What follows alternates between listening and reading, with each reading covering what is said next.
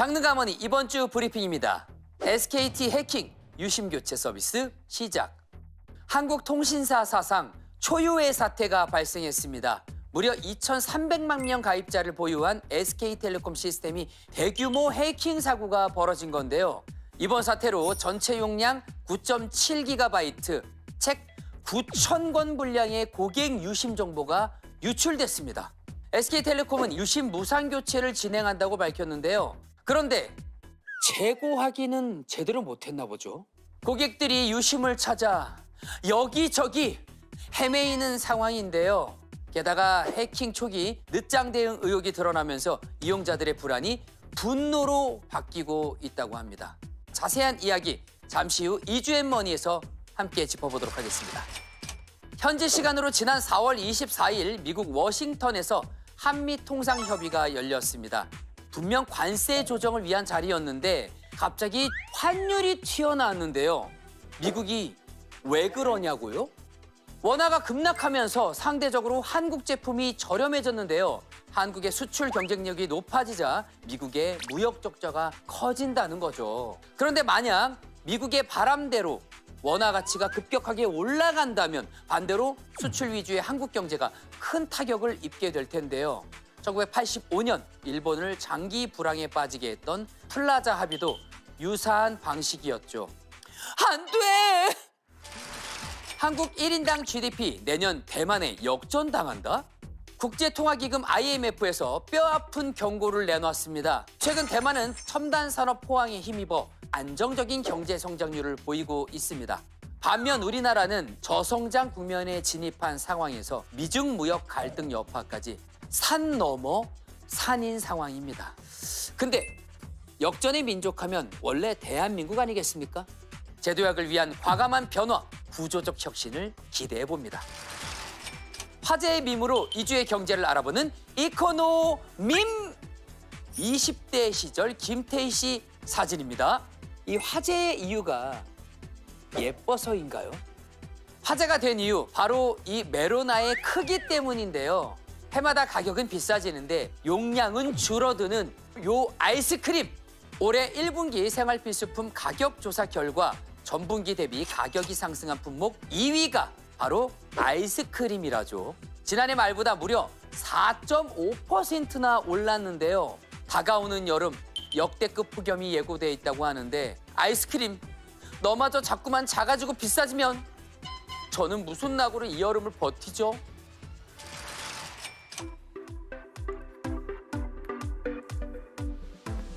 뉴스처럼 발빠르고 교양처럼 풍부하고 리얼리티처럼 생생한 경제 이야기. 장르는 단 하나. 장르가 많이. 안녕하세요. 매일 이 시간을 눈 빠지게 기다립니다. 어제 빠진 눈 오늘 겨우 붙이고 왔습니다. 장르가머니 앵커 권혁수입니다. 저는 오늘이 아니라 어제부터 와서 기다렸습니다. 그렇습니까? 네. 어제 제 눈 못 보셨습니까? 이 주변에? 예. 장르가머니 아나운서 김하은입니다. 네, 오늘도 두 분 박시동 평론가님, 김현우 소장님 함께해 주십니다. 안녕하십니까? 네, 안녕하세요. 네, 안녕하세요. 안녕하세요. 안녕하세요. 네, 지난주부터 기다렸습니다. 아니, 거짓말들을. 장르가머니 본격적으로 시작해 볼 텐데요. 마음이 찹찹해지는 뉴스가 있어서 조금 텐션을 낮춰보도록 하겠습니다. 자, 이주앤머니 뭐죠?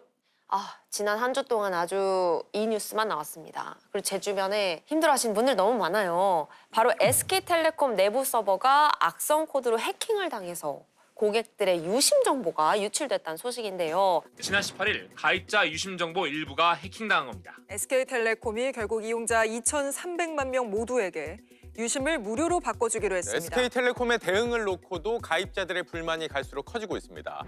유심 교체하셔야 되는 분 있나요? 우리 중에? 저만 있어요? 저만. 근데 제 주변에 되게 많더라고요. 네, 맞습니다. 김현우 소장님, 네. 피해 규모가 어느 정도입니까? 정확한 피해 규모는 지금 계속적으로 파악을 하고 있고, 이 유심에 대한 핵심 정보, 그러니까 우리 그 유심, 이게 나야라는 걸 증명할 수 있는 게 사실 유심이거든요. 그 유심에 들어있는 그냥 모든 정보가 다 빠져나갔다. 유심을 복제할 수 있는 가장 중요한 핵심 정보가 빠져나갔기 때문에 지금까지는 역대 있었던 통신사 해킹 규모 중에 최대 규모고요. 그래서 지금 피해 규모를 뭐 금전적으로 환산하기조차 사실은 어려운 상황이다 이렇게 보면 될 것 같은데 사람들이 사실 제일 불안해하는 게 혹시나 내 유심이 복제가 돼서 악용이 되는 건 아닐까 봐잖아요. 이런 거를 심스와핑이라고 하더라고요. 맞나요? 네, 그렇죠. 유심에서 심을 따고 교체한다라는 그 수압을 따서 심스와핑이라는 용어로 부르고 있는데요.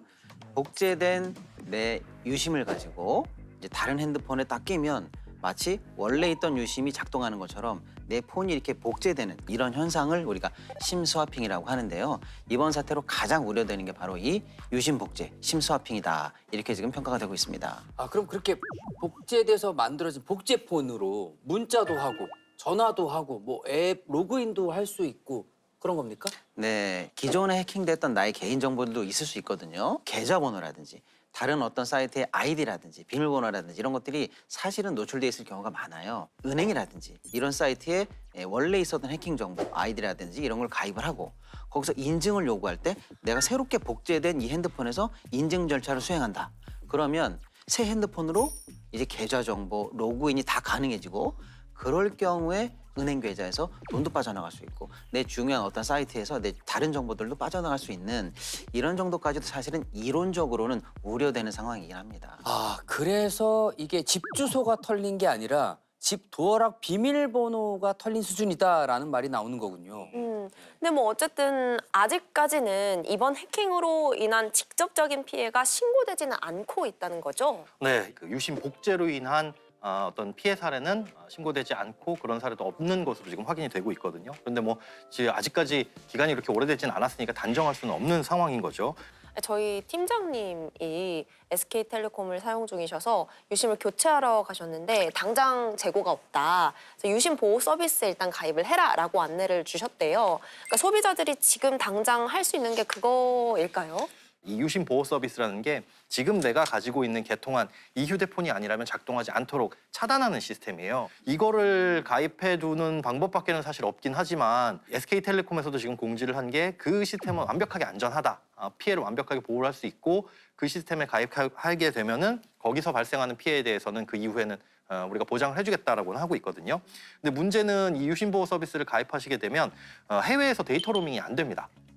예, 그래서 해외여행을 가실 때 내가 데이터 로밍 서비스를 이용하실 계획이 있거나 이러신 분들은 지금 불편할 수가 있어서 5월 중에는 그 부분도 좀 개선을 한다고 지금 발표가 되어 있고요. 추가적인 우리가 보호 장치를 할 필요도 있기는 해요. 그러니까 뭐 금융인증이나 이럴 때 2단계 인증을 한다거나 이런 개인적인 보호 조치는 하실 필요는 있는데 이럴 때 설치는 게 사기꾼들입니다. SKT 인척 스미싱 문자를 날려가지고 제일 위험하죠. 예, 이쪽으로 들어오시면 저희가 유심 뭐 교체 서비스를 해드립니다라는 이런 문자 받으시면 그러면서 정보를 더 빼내. 예, 절대로 클릭하시면 안 되겠습니다. 네. 근데 이 통신사를 변경하고 싶은 사람들은 요즘 뭐 자급제 폰이 많긴 하지만 약정된 사람들도 많잖아요. 맞아요. 근데 이거 위약금은 어떻게 해야 될까요? 맞습니다. 사실 이번 사태는 소비자들이 잘못한 게 하나도 없어요. 네. 그 불안과 이런 것들은 다 소비자 몫으로 남겨져 있어요. 그래서 소비자들에게 끝까지 책임지겠다라는 제대로 된 모습을 보이려면 이번 사태에 책임지는 모습은 위약금으로부터 소비자분들이 발목 잡히지 않도록 해제하는 조치가 필요하다라는 얘기가 점점 설득력을 얻고 있고요. 국회에서도 이 부분에 대해서 이제 정식으로 논의가 되는 것 같습니다. 네. 예. 근데 사실 이 SK텔레콤이 이동통신사 중에서는 국내 1위 사업자잖아요.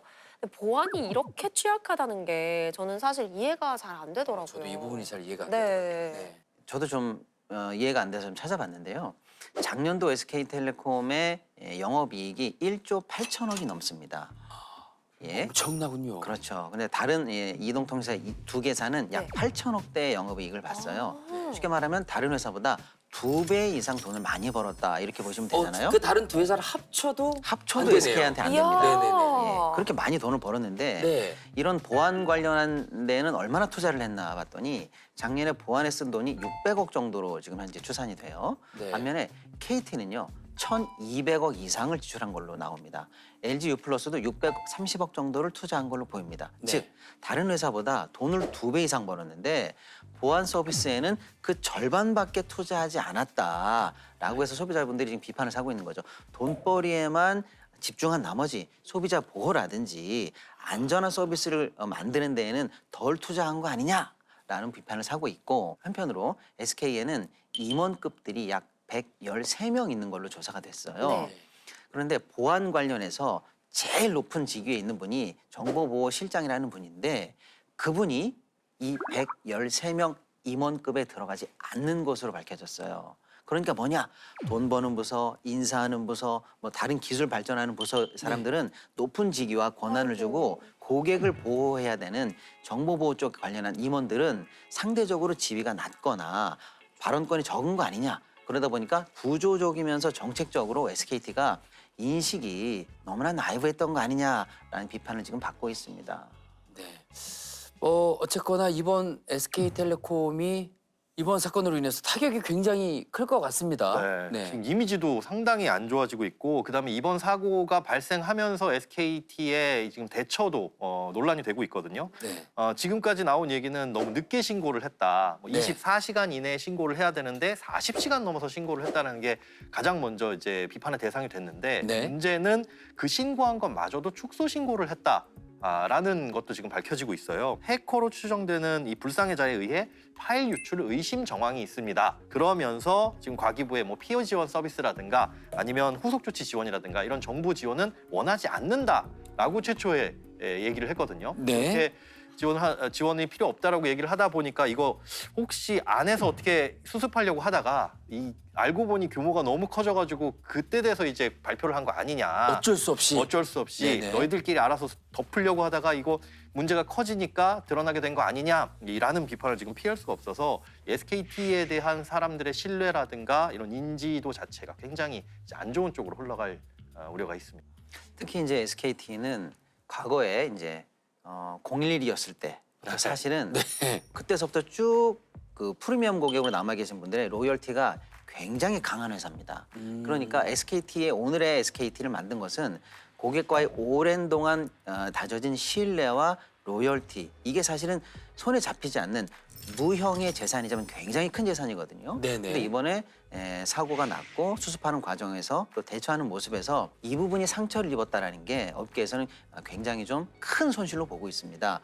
소위 말하는 1등 프리미엄 별거 아니네. 이게 사실은 두고 사실은 SK 입장에서는 뼈아픈 대목이 될 것이다. 이렇게 좀 평가가 되고 있습니다.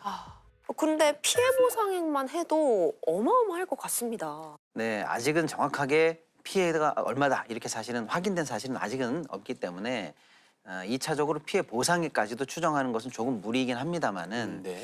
현재 SKT 전체에 가해지는 재무적 충격은 상당할 것으로 예상이 되고 있어요. 작년 말 기준으로 SKT의 보유 현금이 1조 1,600억 정도로 현재 추산이 되거든요. 네. 근데 올해 이런 사고가 없었다고 전제했을 때 올해 원래 SKT가 쓰려고 했던 현금 지출 항목들이 있어요. 네. 자회사인 SK 브로드밴드가 있거든요. 네네. 거기 사실은 한 75% 정도 지분을 갖고 있는데 나머지 한 25% 정도를 다른 사람이 지분을 갖고 있어요. 그걸 이번에 다 현금을 주고 전부 다 인수하려고 했었거든요. 그 인수 대금이 1조 1,500억이에요. 그러면 갖고 있던 현금 1조 1,600억의 거의 대부분을 네. 쓰기로 SK 했네요. 브로드밴드 자회사 주식 취득하는데 거의 다 쓸 예정이었거든요. 네. 그러니까 남아있는 여유 자금이 별로 없죠. 네. 이런 상황에서 이번에 유심 교체 비용으로 1,000억에서 1,900억 정도가 투여될 것이다라고 업계는 추산하고 있어요. 예. 점점 현금 관련해서 마이너스 지금 요인들이 생기는 거죠. 네. 거기다 더해서 사실은 작년에 그래도 영업이 괜찮았기 때문에 주주들에게 한 1,700억 정도의 현금 배당도 실시할 예정이었어요. 네네. 이것도 또 갑자기 돈이 더 필요하게 생겼죠. 그렇죠. 추가적으로 진짜 이제 피해가 확인되면 그거 직접 보상도 해야 되죠. 네네. 또 수많은 고객들이 이번에 사실은 시간도 내야 되죠. 유심도 바꿔야 되죠. 사실 굉장히 피해를 많이 봤어요. 네네. 이분들에 대한 어떤 피해 회복 조치에 또 돈이 굉장히 많이 들어갈 것 같아요. 네. 이런 것까지 감당하다 보면 사실은 쉽게 예측할 수 없을 정도로 굉장히 많은 현금 부담이 생긴다라는 게 우리가 충분히 예상할 수 있지 않겠습니까? 네네. 그러다 보니까 당장에 현금이 모자란 SKT에서 제가 볼 때는 긴급한 조치를 하나 했는데 평소에 갖고 있던 카카오 주식을 전량 매도하기로 결정했거든요. 그래서 매도 대금이 약 한 3,900억 정도로 추산이 됩니다. 그러니까 긴급하게 이 재무적 충격을 만회하기 위해서 갖고 있던 카카오 주식까지 팔아서 현금을 일단 수혈해 놓은 상황인데 네. 이것만으로도 잘하면 부족할 수도 있다라는 게 업계의 평가입니다. 왜냐면요. 이번에 전 국민이 너무 많이 피해를 봤어요. 그다음에 아까 우리 소장님 말씀하신 것처럼 늑장 신고도 했거든요. 그래서 법이 정하는 과징금이 있거든요. 정보보호법에서 정하는 과징금. 이 과징금도 사실은 수천억 대를 현재 예상할 수가 있거든요. 이야. 물론 최종적으로는 나와봐야 알겠습니다만은 추가적인 재무 손실이 계속 예정되어 있다. SKT 입장에서도 사실은 고객 보호라는 당연한 일을 조금 느슨하게 한 그 후폭풍이 이렇게 재무적으로 보면 만만치 않을 것이다라는 어떤 교훈을 좀 남긴다. 이렇게 상황을 좀 봐야 될 것 같습니다. 그 통신사라는 게 이미 가입된 고객들이 내는 돈으로 현금 흐름이 유지가 되는 거잖아요. 네. 일반적인 우리가 뭐 자동차를 판매한다 그럼 한번 딱 팔고 그 회사는 다음에 또 어떤 제품을 팔까를 고민하지만 통신사는 잡아놓은 고객들을 어떻게 유지할지 그리고 어떻게 조금 더 늘릴지를 고민해야 되는데 요번에 이탈도 굉장히 많이 늘어나고 있어요. 28일부터 유심 교체를 시작한다라고 했을 때 이날만 이 3만 명 넘게 지금 해지를 했습니다. 그런데 저도 지금 해지를 고민을 하고 있는데 근데 저 같은 이제 소비자들이 얼마나 될지는 모르겠으나 이렇게 이탈이 가속화되면 앞으로의 현금 흐름도 굉장히 안 좋아질 수밖에 없고 또 여기에 피해 보상을 하겠습니다라고 했지만 그 피해가 얼마나 더 크게 발생할지는 사실 모르는 일이라서 그리고 이런 부분에 대해서 안심할 수도 없는 게 피해가 발생했는데 이게 요번에 SKT의 해킹 사고 때문입니다라는 걸 증빙해야 될 건 사실은 소비자가 또 증빙을 해야 돼요. 그렇죠. 그런 것들을 생각하면 피해가 발생하기 전에 이탈하자라는 생각을 가지신 분들이 많아지면 많아질수록 SK도 더 힘들어질 것이고 이번에 아마 통신업계 판도가 이 사건을 계기로 크게 달라지지 않을까 그렇게 생각이 됩니다.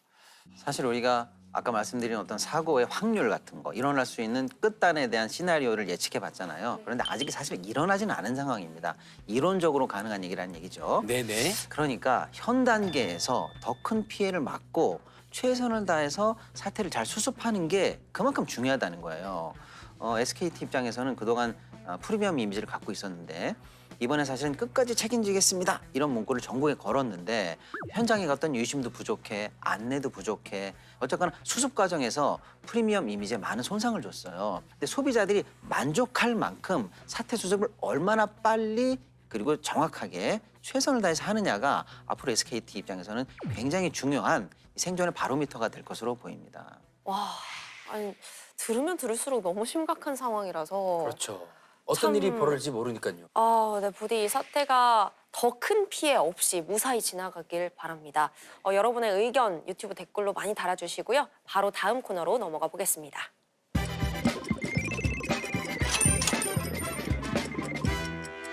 여러분의 투자에 도움이 되고자 한 주간의 기업 이슈를 전하는 돈선 브리핑 먼저 시작합니다. 물가가 오르면서 요즘 안 비싼 게 없죠?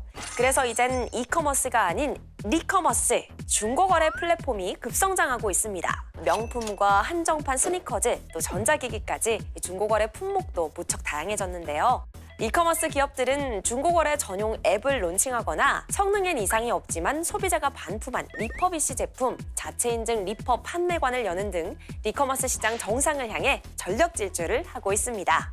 똑똑한 소비로 지갑과 지구를 모두 지키는 슬기로운 리커머스 생활 같이 해보실래요? 호텔 성적표가 이렇게 극과 극이라고요? 실속형은 웃고 고급은 울었다? 2025년 1분기 국내 숙박업 동향에 따르면 국내 숙박업계가 전반적인 침체를 겪은 가운데 5성급 호텔의 수익은 작년 동기 대비 무려 39%나 급감, 객실 점유율도 35% 넘게 하락했다고 하는데요.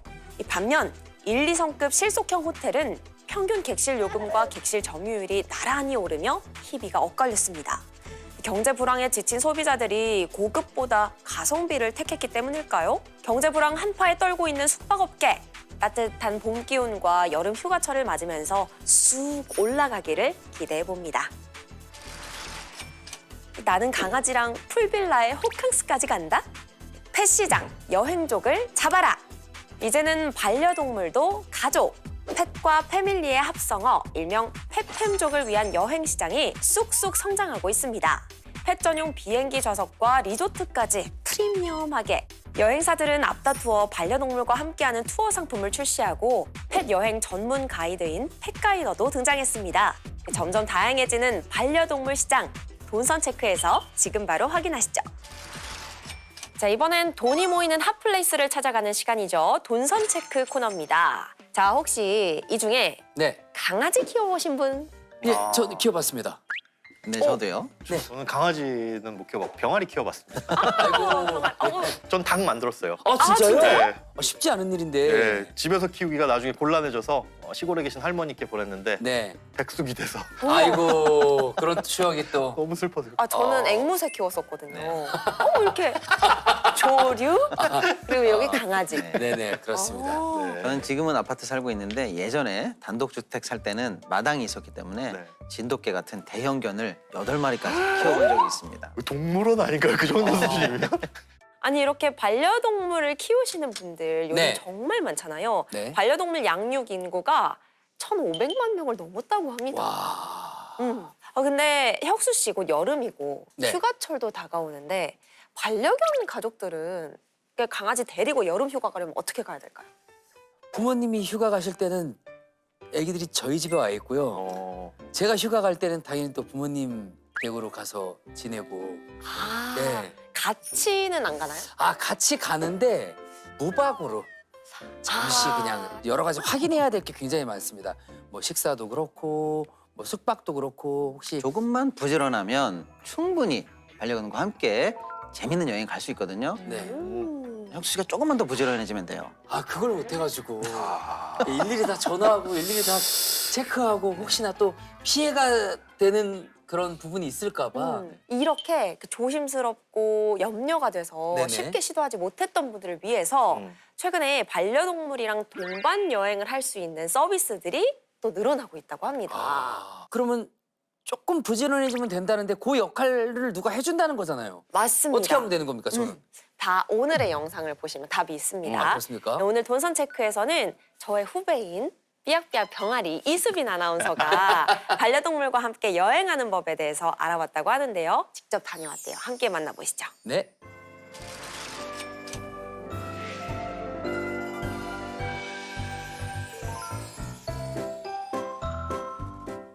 돈이 모이는 핫플, 핫템을 체크하는 돈선 체크. 안녕하세요. 아나운서 이수빈입니다. 요즘 날씨가 슬슬 더워지기 시작해서 벌써부터 여름 휴가 계획 세우시는 분들 많이 계시죠? 요즘에는 이 반려동물과 함께 떠나는 여행이 트렌드로 급부상하면서 다양한 서비스와 정책들이 등장하고 있다고 하는데요. 그래서 제가 여러분들을 대신해서 약 일주일 뒤에 귀여운 강아지와 함께 제주도로 여행을 떠나볼까 합니다. 제주도로? 오. 와, 이거 쉽지 않을 것 같은데? 그 전에 어떤 서비스들이 있는지 제가 한번 체크해 보도록 할게요. 한번 같이 볼까요? 먼저 여행을 가려면 항공권부터 끊어야겠죠? 반려동물과 함께 갈 수 있는 걸 좀 찾아보겠습니다. 이스타항공은 펫 에어텔이라고 해서 반려견 전용 숙박권과 항공권을 같이 판매하는 서비스가 있네요. 또 대한항공에서는 스카이패츠라고 반려견과 같이 여행을 가면 마일리지를 더 주는 서비스가 있고요. 제주항공은 반려동물 전용기 댕댕 플라이트가 있대요. 반려동물이 보호자 바로 옆좌석에 탈 수 있다고 합니다. 그러니까 강아지도 사람 취급. 댕댕 플라이트. 그리고 여행할 때 일정 짜는 것도 일이잖아요. 펫 전문 여행 가이드 서비스들이 생겨나고 있다고 하네요. 반려견과 같이 여행할 수 있게 여행 코스도 짜주고요. 여행지에서 이 보호자가 곁에 없을 때 반려견을 데리고 있어준다고 합니다. 굉장히 편리할 것 같은데요? 자, 이제 제가 여러분을 대신해서 반려견과 함께 여행을 떠나볼 텐데요. 과연 반려견과 여행이 어디까지 가능할지, 또 어떤 점이 어려울지, 또 반려견 전용 서비스를 이용하면 정말로 편리할지, 또 가장 중요한 건 반려견 여행 산업이 돈이 몰릴만 한지 제가 직접 가서 체크해 보도록 하겠습니다. 그럼 같이 떠나볼까요? 먼저 저와 함께 여행을 떠날 강아지를 소개합니다. 사실 제 강아지는 아니고 제 친구의 강아지입니다. 이름 다트, 종 보더콜리, 성별 수컷이고요. 나이는 2살. 성격 보더콜리답지 않은 차분함을 가지고 있지만 산책은 아주 많이 필요합니다. 별 5개. 자, 아침 일찍 공항에 도착했습니다. 공항에 반려견과 함께 오는 건 저에게는 굉장히 낯선 경험인데요. 아직까지는 공항에서 반려견과 함께 계신 분들이 많지는 않아 보입니다. 저기 한 분 있네요. 저는 펫 가이드 서비스를 신청해 두었는데요. 여행에 앞서서 반려견 MBTI 검사를 하기도 한다고 합니다.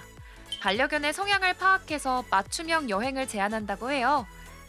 다트는 ENFP래요. 좀 활동적이고 호기심 많고 활발한 친구라고 합니다. 그래서 저랑 약간 비슷해서 이번 여행이 좀 잘 맞지 않을까 하는 기대가 좀 됩니다. 너도 기대가 되지? 재밌겠지? 자, 이번엔 탑승 수속을 밟아볼 텐데요. 반려견과 비행기를 이용할 때에는 반드시 체크해야 하는 사항들이 있습니다. 일단 항공권 예약을 할 때 반려동물 동반 탑승 서비스를 사전에 예약해두는 게 중요한데요. 각 항공사 규격에 맞는 캔넬을 준비하는 것도 필수입니다. 저는 모두 준비 완료했답니다. 저희가 이용하는 항공사의 경우엔 반려견 몸무게가 10kg이 넘으면 위탁 운송을 해야 한다고 하는데요. 저희 다트는 13kg으로 중형견이기 때문에 항공사 카운터에 다트를 인계하도록 하겠습니다. 미리 준비한 전용 케이지를 이동 중에 열리지 않도록 문을 단단히 고정하면 다트의 비행 준비 끝! 다트 안녕. 이따 만나. 네, 이제 제주에 도착을 했습니다. 자, 그럼 이제 다트를 받으러 수함을 받는 곳으로 이동해 보겠습니다. 수함을 찾는 곳에서 수화물 표를 보여주면 공항 직원이 직접 반려견을 인계해줍니다. 아, 다트. 아이 착해, 아이 착해, 아이 착해, 아이 착해, 아이 착해, 아이 착해. 가자, 가자.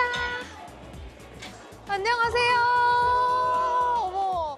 어? 누가? 아는 지인가? 펫 가이더 분들도 저희를 기다리고 있네요. 이수빈 아나운서는 없나요? 이수빈 아나운서는 없나요? 웰컴. 일단 반려견을 위한 여행 서비스이기 때문에 네. 일단은 메인 주인공은 다트로 정했습니다. 다트야, 오늘 주인공 너래. 여행 기간 동안 이용할 차량도 미리 준비되어 있었는데요. 좌석 앞쪽에 보면 우드로 깔려 있어요. 그래서 혹시나 반려견이 실수를 하더라도 눈치 보지 않고 편리하게 그리고 깔끔하게 처리를 할 수 있습니다. 그리고 저쪽 뒷칸에는요. 반려용품, 안전용품이 준비가 되어 있어요. 이것저것 챙길 것이 많은 반려견과의 여행. 혹여나 빠진 물건들이 있더라도 큰 걱정은 없을 것 같습니다. 제가 펫캉스가 처음이라서요. 네. 사실 펫가이더가 어떤 걸 하는지는 정확하게 모르거든요. 사전 여행 전에 준비해야 될 것들이라든지 항상 필요한 것들 그리고 필요에 따라서는 저희가 사진도 찍어드리고 있고요. 반려견들을 돌봐드리기 때문에 그런 역할을 펫가이더가 하는 역할이라고 보시면 될 것 같습니다. 자, 이제 본격적으로 여행을 시작해 보겠습니다. 반려견과의 여행을 계획할 때 걱정되는 점 중 하나는 반려견과 함께 과연 어디까지 즐길 수 있을까일 텐데요. 다트의 성향대로 짜여진 여행 스케줄이라서 그런지 첫 일정이 카약입니다. ENFP 강아지였잖아요. 네. 활발한 강아지라서 카약 코스. 그럴 수도 있겠네요. 그렇죠. 네. 이걸 제가 해낼 수 있을까요?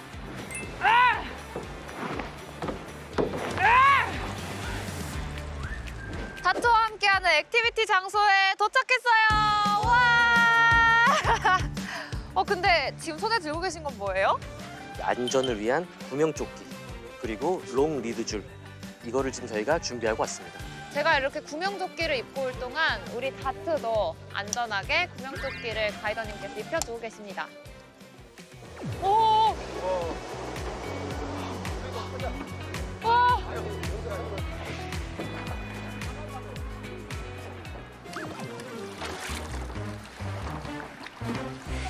가자! 가자! 가자!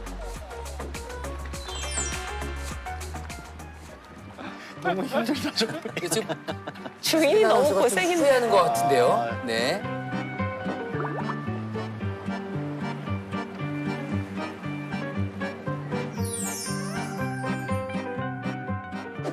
지금 강아지랑 같이 타셨어요? 네, 타고 왔어요. 어떠셨어요? 강아지도 얌전히 잘 있었고 그래서 불편한 거 없이 재밌게 추억 남긴 것 같아요.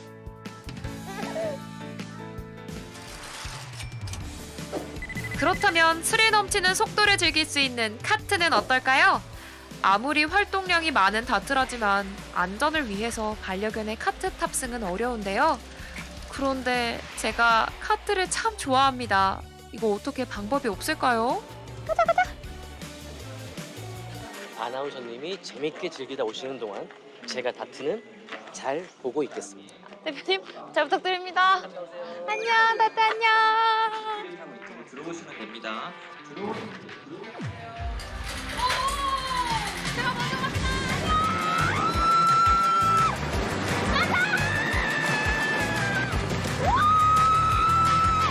아까 노져온 스트레스를 여기서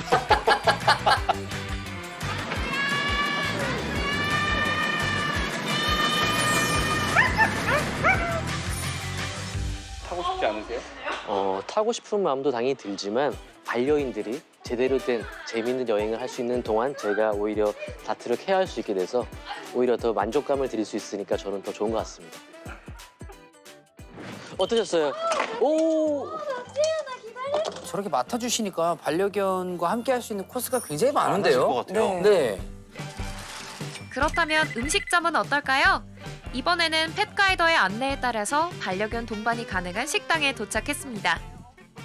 짜잔! 이것도 맛별로 준비를 해왔어요. 골라볼까? 어떤 게 먹고 싶어? 요거! 딱 골랐어. 소고기? 우리 다트도 나랑 같이 밥 먹자. 아이고. 어머, 배고팠나 봐요. 큰일 났어. 어머. 와, 설거지를 했네요. 우와.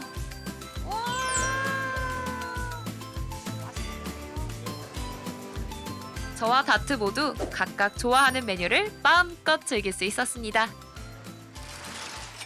최근에는 페캉스 수요 증가에 맞춰서 반려견과 함께 편안하게 쉴 수 있는 숙소들이 눈에 띄게 늘고 있는데요. 낮은 침대나 미끄럼 방지 바닥, 넓은 마당같이 반려견 친화적인 시설은 물론이고요. 전용 어메니티까지 갖춘 곳들도 많아졌습니다. 와, 여러분 드디어 숙소에 들어왔습니다. 그리고 대망의 하이라이트! 다트야, 여기 봐봐! 우와! 다트가 정말 좋아하는 예쁜 정원도 이렇게 바로 앞에 나와 있습니다.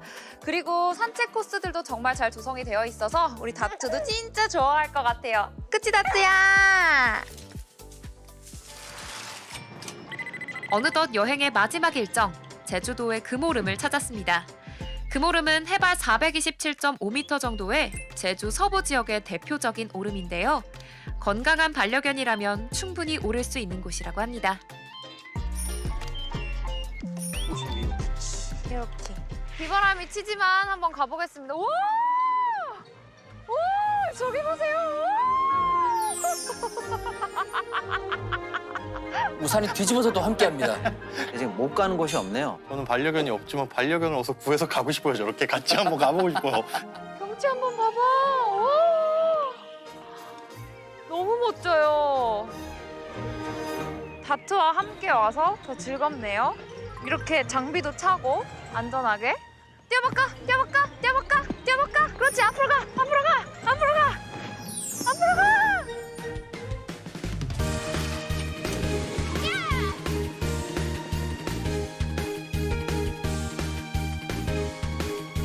요즘 반려동물과 여행을 정말 많이 떠나시잖아요. 그래서 저도 본격적으로 우리 귀여운 다트와 함께 페캉스를 제주도로 떠나와 봤습니다.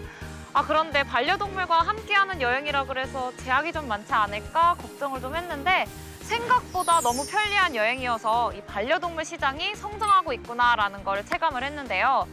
반려인구 1,500만 시대, 이 반려동물과 함께하는 시간의 가치를 높이는 다양한 서비스들이 더 많이 등장하지 않을까 하는 기대감도 생깁니다. 그럼 우리 다트와 함께한 프리미엄 제주 여행에서 본선 체크! 이수빈이었습니다. 안녕! 다트도 안녕!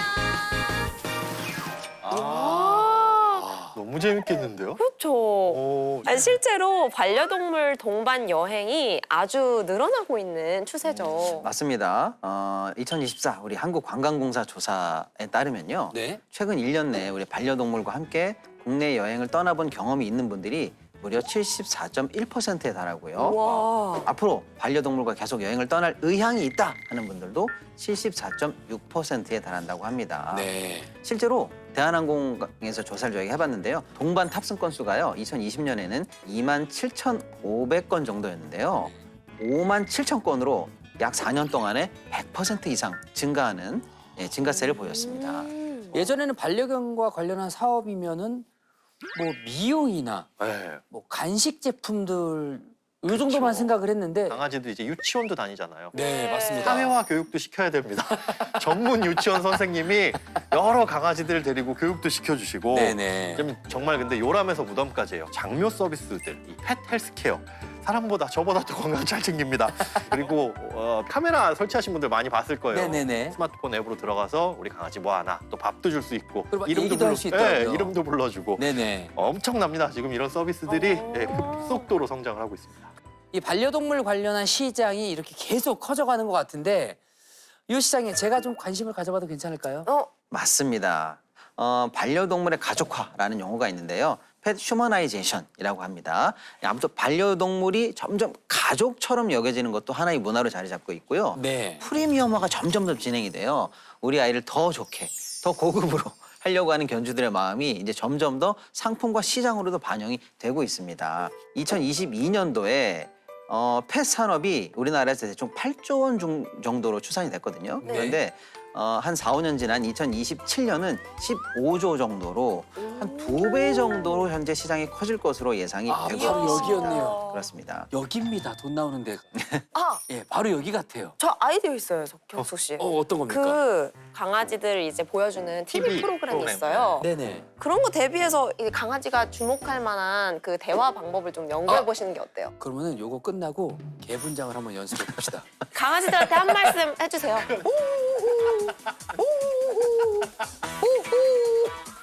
죄송합니다. 네. 제가 죄송해요. 네, 이어서 생각이 달라 코너가 준비가 되어 있습니다. 투자자가 꼭 봐야 할 경제 영화는 무엇인가? 빅쇼트 대 월스트리트. 잠시 후 저와 함께 치열하게 고민해 보시죠. 어린이들아 준비됐어? 사랑의 쇼핑 넷플핑에서 만난 큐 포켓몬스터 테라스타일 TV 랑크조 너무비 스폰지밥 지구를 구해줘 준비됐어? 키즈 애니도 넷플에서 넷플릭스 40대가 맞아도 되나? 난 애도 하는데 굳이. 40대 자궁경부암 환자 비율이 가장 높다. 당신이 맞아야 할 건 암 예방. 지금 당신에겐 암 예방이 맞다. 가다실 9. 지중해의 시선을 사로잡는 시어서커 소재로 시원서커. 몸에 붙지 않아 쾌적한 냉감 시어서커 소재. 시원해서 시원서커. 케이트. 타석에 들어서는 김선수 승리를 위한 전후의 기회입니다. 마침내 공.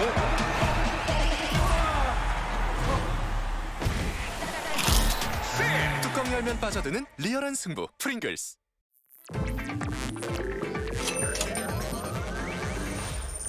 장르가 뭐니에 아주 논쟁적인 순서죠. 전문가들의 치열한 머니 토론, 생각이 달라 시간입니다.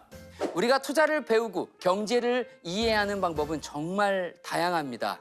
책을 읽기도 하고 강의를 듣기도 하지만 때로는 영화 한 편이 1000마디 말보다 더 큰 울림을 주기도 하죠. 그래서 오늘의 질문을 준비해 봤습니다. 투자자라면 꼭 봐야 할 최고의 경제 영화는 무엇인가? 이 궁금증에 대한 해답을 얻고자 생각이 다른 두 분을 모셨습니다. 특별하게 경제 고수가 아니라 영화 고수 두 분을 모시고 경제 영화 이야기를 해보려고 합니다. 요즘 각종 미디어에서 대중의 사랑을 담뿍 받고 계시는 분들이죠. 라이너 영화평론가,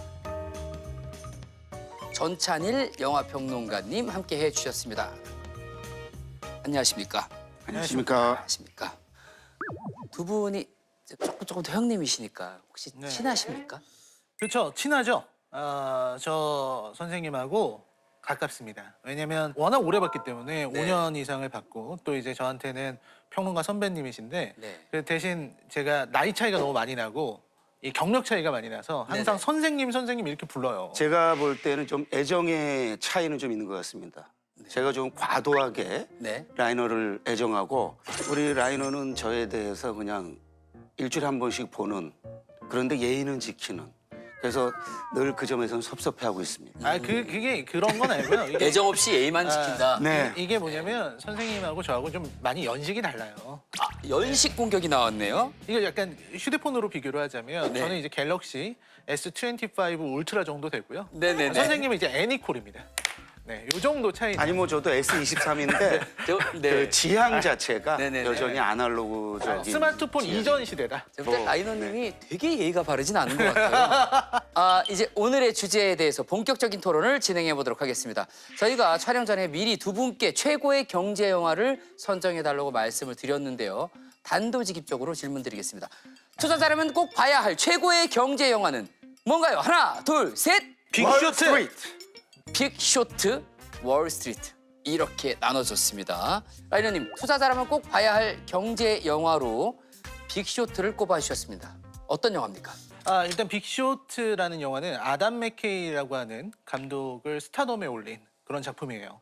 요거는 이제 2008년에 우리가 생각해보면 세계적인 금융위기가 한번 왔던 적이 있어요. 네. 많은 분들은 이제 서브프라임 모기지론 이런 정도로 기억을 하고 계실 겁니다. 2008년에 왔었던 글로벌 금융위기. 그래서 이 영화는 그 바로 이전, 그러니까 서브프라임 모기지로 인한 금융위기가 오기 바로 이전에 그거를 먼저 알아낸 사람들의 이야기예요.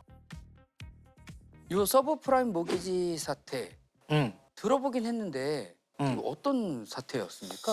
요거를 설명하기는 굉장히 어렵습니다. 하지만 간단하게 말씀드리자면 네? 서브프라임이라고 하는 거는 그 등급을 말하는 거예요. 신용 등급. 네. 그러니까 주택을 살려면 이 신용 등급이 있어야 되잖아요. 네. 근데 서브프라임 등급은 말 그대로 바닥 등급이에요. 네. 원래라면은 대출을 해주면 안 되는 신용이 좋지 않은 상태. 좋지 않은 사람들, 네. 자산이 없는 사람들, 뭐 이런 사람들한테 이제 그 빌려주는 거죠. 돈을 가난한 사람들한테 돈을 빌려줘서 그 사람들이 주택을 살 수 있게 만들어요. 네. 근데 그렇게 신용이 적은 사람들한테 처음에는 저금리로 빌려주는 거예요. 네. 저금리를 빌려줘서 집을 사게 만드는데 그럼 좋은 건데요. 근데 그거를 한 1, 2년 정도만 저금리를 주는 거죠. 네. 그다음에는 원리금을 같이 갚아나가게 되는 그런 시스템이에요. 근데 이게 원리금이 조금씩 나가기 시작하면 집을 팔아야 되는데 그렇죠. 그럼 갑자기 시장에 그런 사람들이 많을 거 아닙니까? 네. 시장에 집이 막 나오게 되는 거야. 그럼 어떻게 되겠어요? 집값이 폭락하겠죠. 그렇죠. 그러면 이제 거기서부터 이제 금융위기가 오는 겁니다. 아, 그렇군요. 이게 의도대로 되지 않았군요. 여기에 주인공으로 나오는 크리스천 베일이 이 작품에서 마이클 버리라는 인물이거든요. 네. 이 인물이 그걸 처음으로 알아냅니다. 문제가 있어. 우리 경제에 굉장히 큰 문제가 있어. 이건 부동산 위기가 올 거야. 네. 이 사람은 어떻게 됐냐면 망하는데 베팅을 한 겁니다. 이제 망할 거니까 네. 망하는 데다가 베팅을 하는 거예요. 아, 망할 곳에다가. 망할 곳에다가 이 마이클 버리만 그거 알았기 때문에 네. 이 사람이 골드만삭스 이런 데 가거든요. 네. 거기에 있는 전문가들도 다 비웃어요. 야, 바보가 돈을 갖고 왔어? 이렇게 됐는데 네. 이제 나중에 가면은 정말 멸망이 다가오면서 마이클 버리만 돈을 버는 이제 그런 이야기입니다. 그래서 미국이라는 나라가 어떻게 서브프라임 모기지로 글로벌 위기, 금융위기를 맞게 되고 네. 금융이 폭락하고 가난한 사람들이 피해를 보게 되는가 그거를 그린 작품이 바로 빅쇼트죠. 아, 이게 경제 영화 재밌겠어? 라고 했는데 지금 설명 들으면서 좀 보고 싶어졌어요. 보고 싶어지죠. 그리고 이 작품에 나오는 브래드 피트의 역할이 굉장히 중요한데 브래드 피트가 나옵니까? 브래드 피트는 마지막에 사람들의 머리를 탁 치는 뒤통수를 탁 쳐주는 역할이에요. 왜냐면 이 영화를 보고 있으면 그냥 얘네들이 말하는 경제의 논리와 네. 그리고 돈을 버는 거에 이렇게 빠져들어가거든요. 근데 마지막에 브래드 피트가 등장을 해서 지금 너네는 미국 국민이 망하는 데에 돈을 건 것이다. 너네 춤추지 마. 돈 벌었으면 조용히 집으로 가. 라고 얘기를 해요. 그 일침이 이 영화의 굉장히 중요한 부분. 돈을 버는 건 중요하지만 양심을 버려서는 안 된다. 라이언님이 이 영화를 최고의 경제 영화로 꼽은 이유를 설명을 해주셨습니다. 자신 있습니다. 이만한 영화 없죠. 대체적으로 동의하면서도 네. 사실 이 영화는 그렇게 뭐 독창적이거나 그렇지는 않고요. 한 1, 2년 전에 나왔던 마틴 스코세지의 울프 오브 월스트리트하고 네.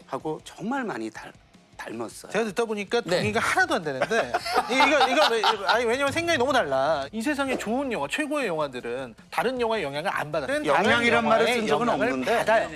빅쇼트만의 그 영화적 맛 이런 것을 전하는 데까지 못했다는. 창적인 메뉴가 없었다. 제가 얘기하는데 좀 그만 끼어드시고. 아니 이 방송이 왜냐면 먼저 끼어들는 이 작품이 방송. 굉장히 네. 독창. 자, 칸찬일 평론가님이 꼽은 투자들하면 꼭 알아야 할 최고의 경제 영화는 무엇인가요? 아까 말씀드린 월스트리트인데요. 네, 월스트리트. 이미 그 라이너한테 어떤 공격을 받을지 예상을 다 하고 있습니다. 공격 예상까지도. 네네. 왜냐하면 이 영화는 이제 1987년도에 나온 영화예요. 네. 그러니까 저랑 우리 거의- 라이너가 태어난 지 뭐 몇 년 안 돼서 나온 영화입니다. 예, 저보다 하나 동생이에요. 네, 아무래도 영화가 뭐 빅쇼트라든지 네. 또 이제 언급이 계속된 울프 오브 월스트리트 같은 영화에 보면 좀 약간 촌스러운. 월스트리트 그 80년대 상황의 경제 시장이 어땠습니까? 그때 이제 80년대가 정보의 중요성이 막 대두될 때입니다. 어떤 고급 정보를 가져오느냐가 결국에 부와 가난의 갈림길인데 문제는 네. 그 정보를 가져오는데 내부자 거래, 불법 거래를 한다는 거죠. 거기서 이제 법적인 문제와 도의적인 문제, 윤리의 문제, 양심의 문제가 그래서 이 영화는 경제 영화의 터닝 포인트가 될 만한 영화. 그 이후에 나온 어떤 경제 영화도 월스트리트로부터 자유로울 수 없다. 분명히 좋은 점들이 있죠. 그러니까 네. 아까 말씀하신 것처럼 이제 정보에 대한 거. 영화에서 그런 얘기들이 나와요. 주식 시장에서는 정보만이 가치를 가진다. 그리고 감정을 배제하고 현명함을 얻어야 된다라는 이런 얘기들이 많이 나와요. 이 영화에서.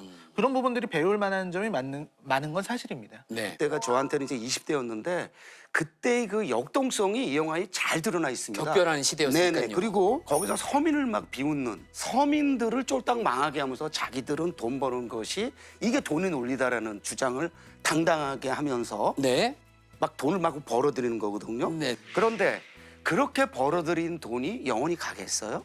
그렇지 않죠. 그런 점에서 이 영화는 우리한테 엄청난 교훈을 줄 뿐만 아니고 이 영화 속에 버드라는 주인공의 그 선택, 가치와 돈에서 끝내 가치를 선택하는 점에서 저는 이 영화를 강추하고 싶습니다. 자, 월스트리트와 빅쇼트와 월스트리트 이 각 영화가 이 시대를 살아가는 크고 작은 투자자들에게 어떤 도움이 될까요? 어떤 영향을 미칠까요? 지금은 적자 생존을 넘어서 공존과 상생의 시대입니다. 네. 정당한 수단과 방식으로 돈을 벌기 위해서 자기의 욕망을 작동시켜야 된다라는 교훈을 이 영화는 설득력 있게 제시한다. 시대를 건너뛰는 울림이 있다. 예, 이런 말씀해 주셨고요. 네, 저는 이런 말씀 드리고 싶어요. 지금은 각자 도생의 시대입니다. 공존과 상생 사라졌어요. 이제는 살아남기 위해서 자기 자신을 지켜야 되는 시대예요. 내가 물렸을 때 네. 아무도 나를 구제해주지 않는다. 네. 아무도 나를 구원해주지 않는다. 내가 이런 살아남는 방법은 나 혼자 연구해야 되는 거예요. 혼자 연구하고 현명해지셔야 됩니다. 그리고 빅쇼트 같은 영화를 보면 무엇을 느낄 수 있느냐? 네. 남들이 보지 않은 것을 보려고 하고 누구도 신경 쓰지 않는 부분에 신경을 썼어요. 그게 그 사람이 이 위기를 파악할 수 있게 만든 그 현명함이거든요. 네. 그러니까 경제 공부를 하거나 혹은 관객분들이 어떤 경제에 대해서 알고 싶으시다면 이 벌이의 태도를 봐야 된다고 생각해요. 남들이 다 같이 보고 있고 남들이 다 같이 이렇게 해야 돼라고 하는 거에는 반드시 함정이 있다. 저는 남들이 본 데만 봤거든요. 지금 이러고 있습니다. 망했습니까? 심하게 망했습니다. 이제 빅쇼크입니다, 전 지금. 빅쇼크. 그러니까 이렇게 빅쇼크로 가지 않으려면 남들이 가는 걸 봐서는 안 된다라는 부분이 첫 번째라고 할 수 있고요. 그리고 두 번째 경제 공부할 만한 부분은 그 서브프라임 모기지라든지 CDO 같은 여러 가지 파생 상품이 결합돼서 일어나는 대참사를 그리고 있는 작품이잖아요. 문제는 뭐냐? 대참사는 언제든 일어난다. 지금 2025년 지금 어떻습니까? 그 시대 2008년을 능가하는 경제 위기가 도래했어. 이거는 전 세계가 난리가 났어. 이걸 누가 예측을 하냐고요. 아무도 예상하지 못합니다. 그 누구도 예상할 수 없는 이런 사태는 일어날 수 있는 것이다. 그거를 이 영화는 알려주고 있죠. 2008년에 그런 대위기를 겪고도 지금 변한 거 없잖아요. 인간이 얼마나 어리석은가. 이런 교훈에도 불구하고 그런 실패로부터 배우는 게 없다라는 것. 아까 지금 라이너가 말했듯이요. 이런 영화들을 통해서 바로 그런 깨달음을 받을 수 있다면 그것만큼 좋은 게 어디 있겠어. 자, 끝으로 오늘 두 분의 생각이 얼마나 달랐는지 달러를 통해서 확인해보는 시간을 갖도록 하겠습니다. 생각의 차이가 전혀 없었다. 그럼 1달러입니다. 빵달러 없습니다. 1달러. 그다음에 생각이 너무너무 달랐다. 그럼 100달러입니다. 하나, 둘, 셋. 60달러. 자, 우리 라이너님. 87달러입니다. 이 87년도에 네. 이제 20대였던 분의 어떤 낡은 감성 네. 거기에서 이제 큰 차이를 느낄 수밖에 없었다. 두 분의 생각의 차이는 평균 73.5달러입니다. 두 분의 치열한 토론, 재밌는 영화 이야기 잘 들었습니다. 감사합니다. 감사합니다. 고맙습니다. 네, 혹시 두 분도 이 영화 봤어요?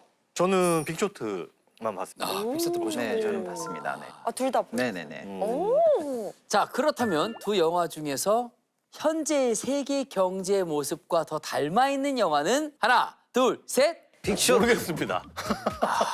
빅쇼입니다. 네. 모르겠는 게 이거는 나중에 영화가 나올 것 같아요. 뭐 트럼프 이래가지고 오히려 지금 상황을 네, 한 5년 뒤, 10년 뒤에 이제 나중에 유례 없는 미국 대통령의 뭐 탄생, 그로 인한 경제적인 뭐 이런 거 해가지고 대혼돈. 네, 대혼돈이 왔다 막 이런 영화 한번 나오지 않을까. 네.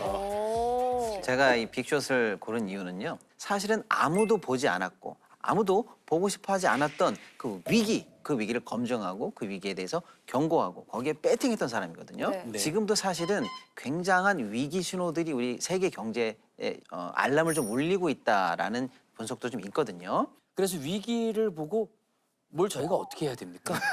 어떻게 해야 되는 겁니까? 일단 대비를 해야죠. 비가 올 것 같다? 우산을 준비해야죠. 우산을 준비. 날이 추워질 것 같다? 두터운 외투를 준비해야 됩니다. 네네네. 그리고 또 하나는 뭔지 아시죠? 위기에 배팅할 수도 있는 겁니다. 장마가 질 것 같아? 우산이 많이 팔리겠네? 우산 업체를 알아보자. 예. 오늘부터 비가 오면 우산을 많이 사서 밖에 나가서 한 200원을 더 붙여서 팔아볼까 봐요. 제가 우산을 500원을 더 보태서 김은우 소장님께 팔도록 하겠습니다. 아, 네. 안 삽니다. 안 사요. 제가 200원 더 붙이고 네. 혁수 씨가 500원 더 네. 붙여서. 자, 이 생각이 달라 유튜브 버전에서는 방송에서 다 담지 못한 풀 영상, 그러니까 더 재미있는 내용들이 많으니까요. 유튜브로도 꼭 찾아보시기 바랍니다. 장르는 단 하나, 장르가 많이. 오늘 저희가 소개해드린 다양한 장르의 머니 마음에 드셨는지요? 네, 장르가 머니를 통해서 시청자 여러분들의 경제를 바라보는 시야가 조금씩 넓어지실 수 있기를 바랍니다. 네, 저희는 다음 주 이 시간 더욱더 알찬 정보로 여러분을 찾아뵐 텐데요. 네, 지금까지 시청해주신 여러분 고맙습니다. 여러분 부자 되세요. 부자 되세요. 돈이 들어옵니다. 돈이 들어온 조직 오릅니다. 주식 오릅니다.